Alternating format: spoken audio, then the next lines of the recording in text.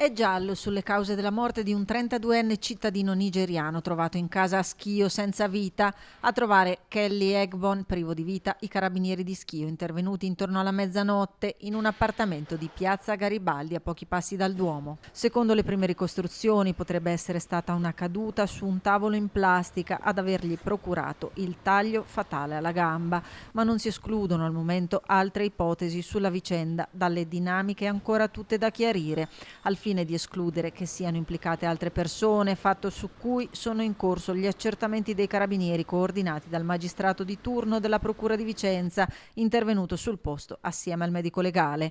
La salma è stata trasportata all'obitorio dell'ospedale Alto Vicentino di Sant'Orso a disposizione dell'autorità giudiziaria. Intanto in città c'è sconcerto tra chi lo conosceva, avendo lavorato con lui da metalmeccanico in passato, e chi lo aveva incrociato poche ore prima della tragedia. Ho lavorato con lui a San Vito quasi 6 mesi. Lui sempre da solo, tranquillo, con sua bici in giro, ma non so. Lui è arrivato qua in negozio verso alle 9:30, mi sembra alle 9:30 alle 10, ha fatto spesa, si è tornato insieme con la sua ragazza.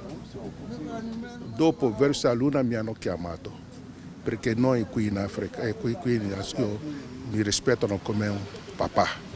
Mi hanno chiamato per avvisarmi cosa è successo. Vicenda che ha scosso chi vive e lavora in zona. Quando li ho sentito, che mi sono avvicinato alla finestra, subito ho visto l'ambulanza arrivare.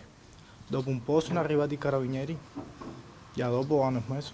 Molti clienti sono entrati allarmati chiedendomi cosa era successo.